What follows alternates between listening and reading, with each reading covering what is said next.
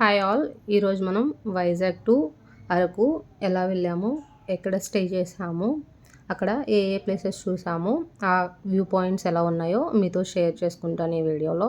మీరు చూస్తున్న ఈ క్లిప్స్ అనేవి జర్నీలో క్యాప్చర్ చేశాను అనమాట. అవి కొన్ని ఇక్కడ షార్ట్గా యాడ్ చేశాను, చూడండి.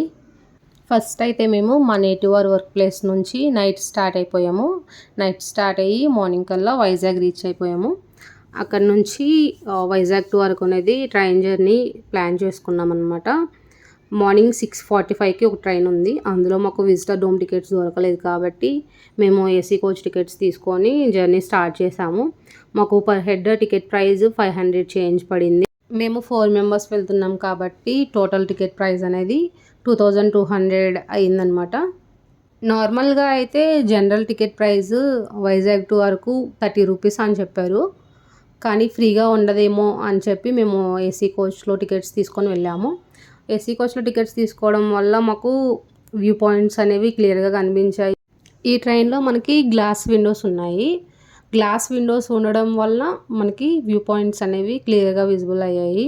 వ్యూస్ చూస్తూ ఎంజాయ్ చేస్తూ జర్నీ చేసాము. మేము ఫ్రీగా అనిపించింది మాకు. ప్లస్ చక్కగా క్లియర్గా మార్నింగ్ టైం స్టార్ట్ అయ్యాం కాబట్టి మంచిగా ఆ మంచుతో ఉన్న కొండలను చూస్తూ ఎంజాయ్ చేస్తూ వెళ్ళాము. మాకు భలే అనిపించింది. ఏంటంటే ఆ క్లౌడ్స్ అనేవి కొండల్ని ఆనుకొని ఉండడం బాగుందనిపించింది. ఇంకా మేము దారిలో మధ్యలో వాటర్ ఫాల్స్ చూసాము. ఇంకా టన్నెల్స్ మధ్యలో వెళ్తున్నప్పుడు అయితే అరవాలనిపించింది, కానీ మేము ఏసీ కోచ్లో వెళ్ళడం వల్ల మా కజిన్స్ అరవనివ్వలేదు. జనరల్లో వాళ్ళు అయితే ఫుల్గా గోల్ చేస్తున్నారు. అది భలే అనిపించింది. ఇక్కడ చూస్తున్న ఈ వ్యూ పాయింట్ అయితే చాలా చాలా బాగా నచ్చింది మాకు. అక్కడ కొండని ఆనుకొని భలే ఉన్నాయి కదా మేఘాలు. ఈ ట్రైన్ అనేది కొండల మధ్యలోనే వెళ్తుందనమాట. కిందకి చూస్తే బాగా డీప్గా ఉండి భయం వేస్తుంది, కానీ ట్రైన్ ఏం కింద పడదులే. బాగా డీప్గా అనిపించింది. మంచిగా వెళ్తుంది, బ్రిడ్జెస్ మీద అలా వెళ్తూ ఉందన్నమాట. మనకి ఈ జర్నీలో చాలా చోట్ల టన్నెల్స్ అనేవి ఉన్నాయి. కొన్ని చోట్ల టన్నెల్స్ లోపల లైటింగ్ ఉందన్నమాట, కొన్ని చోట్ల లేదు. నెక్స్ట్ మనకి ఒక వాటర్ ఫాల్ వస్తుంది. మేము ఈ ట్రైన్ జర్నీ మొత్తంలో చూసిన పెద్ద వాటర్ ఫాల్ అదే. చిన్న చిన్నవి ఉన్నాయి కానీ ఇదే పెద్దగా అనిపించింది. ఇంతకన్నా పెద్దగా మాకు ఎక్కడా కనిపించలేదు. ఇది చూడగానే చాలా హ్యాపీ ఫీల్ అయ్యాం. భలే ఉంది అనిపించింది. ఇంకా చాలా చిన్న చిన్న వాటర్ ఫాల్స్ ఉన్నాయి. అది కాకుండా మళ్ళీ అవి దూరంగా ఉన్నాయి. ఇప్పుడు మనం చూసిన వాటర్ ఫాల్ అనేది మాత్రమే మనకు దగ్గరలో అనిపించింది. ఇప్పుడు వచ్చే ఈ వ్యూ పాయింట్ కూడా చాలా బాగుంటుంది, చూస్తున్నారు కదా. నార్మల్గా అయితే బస్సులో వెళ్తే ఇలా అనిపించేది కాదేమో మాకు. ఈ ట్రైన్ మనకి కొండల మధ్యలో నుంచి కొండల మీదుగా అలా వెళ్తూ ఉంటే మనకి వ్యూ పాయింట్స్ అనేవి మంచిగా అనిపిస్తున్నాయి. దూరంగా చూస్తే వాటర్ ఫాల్స్ ఉన్నాయి. ఇంకా మనకి అక్కడ ట్రైన్ ఎటువైపు నుంచి వెళ్తుంది, ఎలా వెళ్తుంది అనేది కూడా చూడడానికి బ్రిడ్జెస్లా అలా అనిపిస్తుంది కొండల మీద. మనకి టన్నెల్స్ వచ్చినప్పుడు అయితే మంచిగా అనిపించింది. ఇలా వ్యూ పాయింట్స్ అనేవి చూస్తూ ఎంజాయ్ చేస్తూ మేము అరకు వరకు రీచ్ అయిపోయాము. చిన్నగా వెళ్తుంది అనిపించింది కొన్ని చోట్ల బాగానే అనిపించింది. ట్రైన్ అంటే స్లోగా వెళ్ళినప్పుడే మనం వ్యూ పాయింట్స్ అనేవి చిన్నగా చూస్తూ వెళ్ళగలం కదా, అందుకనే చిన్నగా వెళ్తుందేమో అనిపించింది. అలా ట్రైన్ జర్నీ కంప్లీట్ చేసుకొని మేము అరకు అయితే వచ్చేసాము. అరకు స్టాప్ కన్నా ముందు అరకు వ్యాలీ స్టాప్ ఉంది, కానీ అక్కడ దిగడానికి ప్రాపర్గా లేదు. అక్కడ దిగకుండా మేము ఇంకా అరకు స్టాప్కి వచ్చేసి ఇక్కడ దిగామన్నమాట. ఇక్కడ దిగ్గానే ఇక్కడ చూడడానికి భలే అనిపించింది. మేము ట్రైన్ దిగి బయటకు రాగానే అక్కడ ఆటో అంకుల్ వాళ్ళు ఉన్నారు. అయితే మేము ఒక ఆటో అంకుల్ని అడిగాము. మేమేమి హోటల్ బుక్ చేసుకోలేదు, మాకు కొంచెం హోటల్ చూపించండి, ఏ హోటల్ నచ్చితే ఆ హోటల్లో చెక్ఇన్ అవుతామని చెప్పాము. ఆ ఆటో అంకుల్ ఓకే అన్నారు. అయితే మేము ఈ హాలిడే ఇన్ అనే హోటల్కి వచ్చాము. వేరే హోటల్ చూసాము కానీ అది నచ్చలేదు, ఇది కొంచెం బెటర్ అనిపించింది, ఇందులోకి వచ్చాము. ఆటో అంకుల్కి మేము 50 రూపీస్ ఛార్జ్ ఇచ్చాము. మేము ఏసీ రూమ్ తీసుకున్నాము. ఈ రూమ్లో 3 మెంబర్స్కి ఎలా ఉంటుంది. అయితే కాస్ట్ వచ్చేసి 2200 పడింది మాకు టోటల్గా. కానీ మేము 4 మెంబర్స్ ఉన్నాం కాబట్టి 4th మెంబర్కి 200 to 300 ఎక్స్ట్రా ఛార్జ్ చేశారు. ఈ రూమ్ వచ్చేసి అరకు వ్యాలీ స్టాప్ దగ్గరే. అరకు అనేది స్టేషన్, అక్కడ నుంచి మళ్ళీ మనం బ్యాక్ సైడ్ రావాలి హోటల్స్లో ఎక్కడన్నా ఉండాలంటే. ట్రైన్ 1 hour డిలే అయింది. ఇంకా మేము రూమ్కి వచ్చేసరికి 1:30 అలా అయింది. మేము ఫ్రెష్ అయ్యి తినడానికి బయటకు వెళ్ళాము. దగ్గరలో ఉన్న మెఫిల్ రెస్టారెంట్కి వెళ్ళి అక్కడ బిర్యానీస్ ఆర్డర్ చేసి తిన్నాము. బిల్ వచ్చేసి నియర్లీ 1000 రూపీస్ అయ్యింది 4 మెంబర్స్కి. నెక్స్ట్ బొటానికల్ గార్డెన్కి స్టార్ట్ అయ్యాము. Welcome to foreign. మనం ఫారెన్ వచ్చేసాము.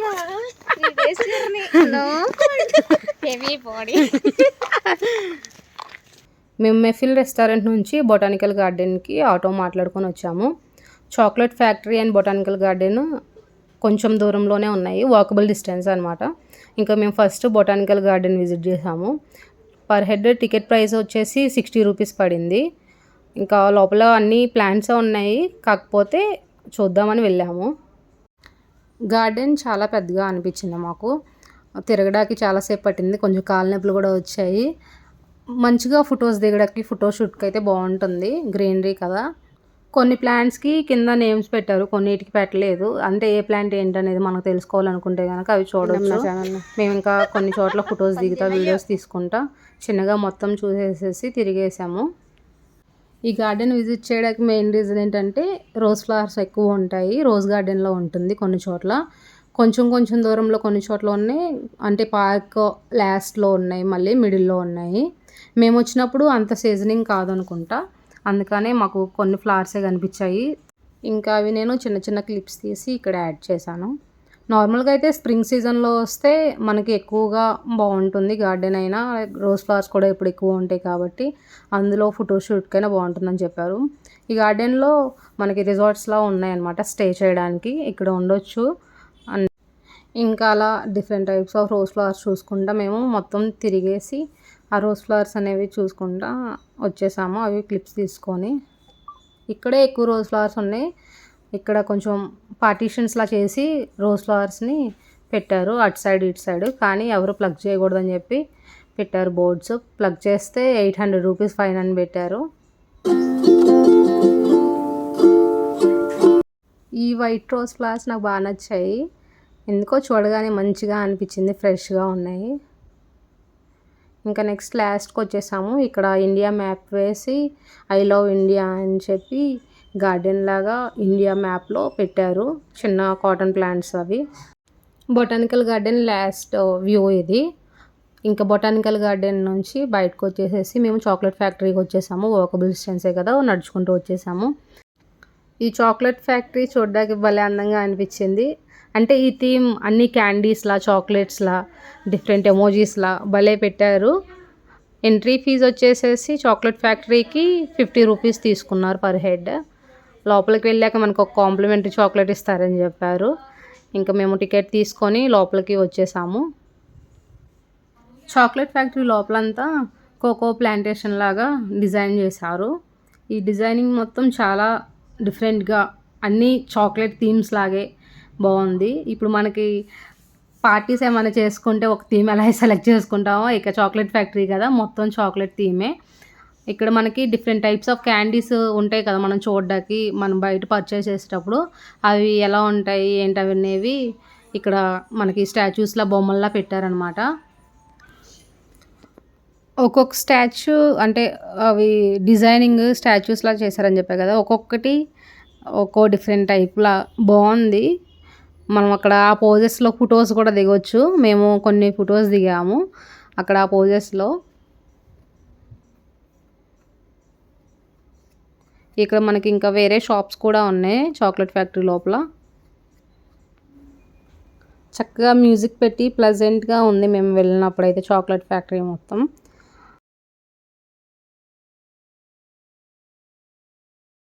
నేను వీడియోస్ మొత్తం మొబైల్లో రికార్డ్ చేయడం వల్ల కొన్నేమో హారిజాంటల్గా, కొన్నేమో వర్టికల్గా రికార్డ్ చేశాను. అందుకే కొన్ని క్లిప్స్ ఏమో చిన్నగా కనిపిస్తున్నాయి, షార్ట్స్లో ఉన్నట్టు కనిపిస్తున్నాయి. ఇక్కడ మళ్ళీ చాక్లెట్ ఫ్యాక్టరీలో కిడ్స్ ప్లే ఏరియా కూడా ఉంది. Kids play area next chocolate factory ఉంది. అందులో మనకి చాక్లెట్ ప్రిపరేషన్ స్టార్టింగ్ నుంచి ఎండింగ్ వరకు ప్రొసీజర్ మొత్తం డిస్ప్లే చేశారు. లోపల వీడియోస్ తీయడానికి లేదు, నేను జస్ట్ ఇలా ఎంటర్ అవుతున్నప్పుడున్న వీడియోనే ఇక్కడ యాడ్ చేశాను. ఇక్కడే మనకి కాంప్లిమెంటరీ చాక్లెట్ ఇచ్చేది. ఆ కాంప్లిమెంటరీ చాక్లెట్ తీసుకొని బయటకు వచ్చేసాము. మేము ఇక్కడ హాట్ చాక్లెట్ తీసుకున్నాము. హాట్ చాక్లెట్ బాగుంది, కాకపోతే కొంచెం చేదుగా అనిపించింది. హాట్ చాక్లెట్ పర్ కప్ వచ్చేసి 60 రూపీస్ పడింది మాకు. ఇంకా తాగేసేసి మేము చిన్నగా బయటకు వచ్చేసాము. ఇక్కడ మనకి చాక్లెట్ కౌంటర్స్ ఉన్నాయి, మనకు నచ్చిన చాక్లెట్స్ అనేవి తీసుకోవచ్చు. ఇంకా చాక్లెట్స్ తీసుకొని చాక్లెట్ ఫ్యాక్టరీ నుంచి బయటకు వచ్చేసాము. మాకు up and down charges chocolate factory వరకు అరకు సెంటర్ నుంచి 250 రూపీస్ పడింది. ఇంకా నెక్స్ట్ కాఫీ మ్యూజియంకి వచ్చేసాము. It has mild anti-obesity activity. Coffee helps in removing coffee museum entrance ticket per head 20 rupees. ఈ కాఫీ మ్యూజియం కొంచెం చిన్నగానే ఉంది. మనం వెళ్ళి చూసి వచ్చేద్దాము. coffee helps to prevent depression and suicidal coffee museum లోపలికి వెళ్తే మనకి కాఫీ ప్లాంట్స్ ఉన్నాయి. ఇక్కడ మనకి కాఫీ ప్లాంట్స్కి కాఫీ సీడ్స్ ఉన్నాయి. వీటి నుంచే మనకి కాఫీ అనేది ప్రిపేర్ చేస్తారు. I mean coffee powder prepare చేస్తారు. ఇక్కడ మనకి క్లియర్గా చూడొచ్చు, చిన్న చిన్నగా ఉన్నాయి ఆ సీడ్స్. మేము వెళ్ళినప్పుడు కొంచెం వర్షం పడింది, అందుకనే చెట్లు తడిగా ఉన్నాయి. ఇక్కడ మనకి చైర్స్ డిఫరెంట్గా అనిపించింది, అందుకే వీడియో తీశాను. అంటే ఐరన్తో చేశారు, అవి కూడా మళ్ళీ హెడ్స్ చూసారా డిఫరెంట్గా ఉన్నాయి.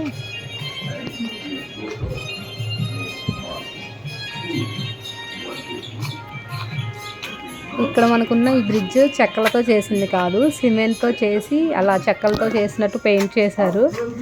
అంటే ఇన్నోవేటివ్గా థింక్ చేశారు అనాలో. చెక్కలతో చేస్తే మరి పాడైపోతుందనే ఏమో. నార్మల్గా అయితే సిమెంట్తో ప్రిపేర్ చేసి అదంతా దానికి పెయింటింగ్ అలా వేశారు. ఇక్కడ కాఫీ మగ్ లాగా ఒకటి ఉంది, అది కూడా ఉంది. వాల్స్ అయితే డెకరేషన్ మంచిగా ఉంది. ఎక్కడికి వెళ్ళినా అక్కడ చాక్లెట్ ఫ్యాక్టరీలో కూడా అలాగే అనిపించింది, మంచిగా డెకరేటివ్గా చేశారు. ఇక్కడ మనకి కాఫీ స్టార్టింగ్ నుంచి ఎండింగ్ వరకు ప్రొసీజర్ ఉంటుంది కదా, అదంతా ఇక్కడ డిస్ప్లే చేశారు. ఇంకా అవి క్లిప్స్ సరిగ్గా లేవని నేను యాడ్ చేయలేదు. మేమైతే క్యాపిచినో అండ్ బ్లాక్ కాఫీ ఒకటి తీసుకొని తాగేసి వచ్చేసాము బయటికి. Cappuccino and black coffee cost 250 అయింది అరౌండ్, గుర్తులేదనమాట. అండ్ నెక్స్ట్ ట్రైబల్ మ్యూజియంకి వచ్చేసాము. Coffee museum and tribal museum walkable డిస్టెన్సే. ఫస్ట్ మేము కాఫీ మ్యూజియంకి వెళ్ళి తర్వాత ట్రైబల్ మ్యూజియంకి వచ్చేసాము. ఇక్కడ ట్రైబల్ మ్యూజియంలో అడ్వెంచర్ యాక్టివిటీస్ ఉంటాయి. మేము వెళ్ళేసరికి అరౌండ్ 5:30 to 6 అయింది, అందుకని అడ్వెంచర్ యాక్టివిటీస్ క్లోజ్డ్ అని చెప్పారు. ఇంకా 6కి క్లోజ్ చేసేస్తారు. ఒకవేళ ఆ టైంకి వచ్చిన వాళ్ళకి నెక్స్ట్ డేకి టికెట్ వ్యాలిడ్ ఉంటుంది.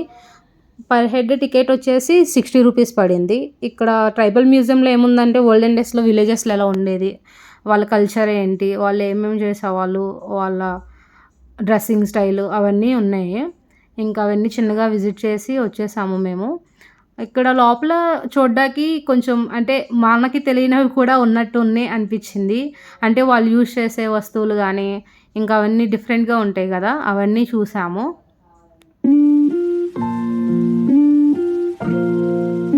నేను మొబైల్లో క్యాప్చర్ చేయడం వల్ల ఏంటంటే షార్ట్స్ లాగా క్యాప్చర్ చేసుకున్నాను. ఇక్కడ యాడ్ చేసేసరికి రొటేట్ చేసి పెట్టాను, కొంచెం రొటేట్ చేసి చూడండి, ఏమనుకోకండి. ఇంకా నేను కొన్ని క్లిప్స్ యాడ్ చేయలేదు, అందుకని కాఫీ మ్యూజియంలో కానీ ఇంకా కొన్ని చోట్ల క్లిప్స్ ఉంటే అవన్నీ యాడ్ చేయకుండానే కొంచెం పెట్టి ఇలా ఉంచానన్నమాట. ఇవన్నీ చూస్తుంటే ఓల్డెన్ డేస్లో కొంచెం నేను చిన్నప్పుడు ఉన్నట్లు ఉంది అని అనిపించింది నాకు.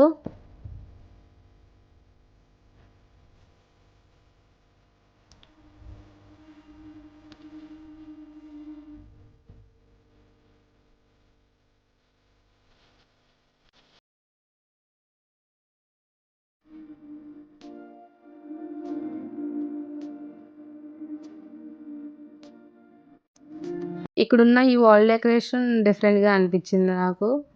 ఇంకా ట్రైబల్ మ్యూజియం కూడా చూసేసి మేము రూమ్కి రిటర్న్ అయిపోయాము. బై వాక్ రూమ్కి వచ్చేసాము. ట్రైబల్ మ్యూజియంలో కొన్ని షాప్స్ ఉన్నాయి, అందులో different types of bags, toys, accessories ఉన్నాయి. మేము 4 బ్యాగ్స్ తీసుకున్నాము. ఒక్కొక్క బ్యాగ్ 250, 230 అలా పడింది. బార్గెన్ చేస్తే అలా ఇచ్చారు, లేదంటే ఎక్కువ కాస్ట్ చెప్పారనమాట. ఇంకా వచ్చేసి ఫ్రెష్ అయ్యి ఫుడ్ ఆర్డర్ చేసుకున్నాము. జొమాటో, స్విగ్గీ అవైలబుల్గా లేవు. అయితే మేము ఒక హోటల్ వాళ్ళ నెంబర్ తీసుకొని వాళ్ళకి కాల్ చేసి ఆర్డర్ చేసాము. Pulkas with butter chicken order చేసాము. కాస్ట్ వచ్చేసి అరౌండ్ 600 పడింది. అలా డే 1 కంప్లీట్ చేసాము. నెక్స్ట్ డే ఏ ప్లేసెస్ విజిట్ చేసాము అనేది లాంగ్ వీడియో పోస్ట్ చేస్తాను, చూడండి. Please like, share and subscribe my channel. Bye bye.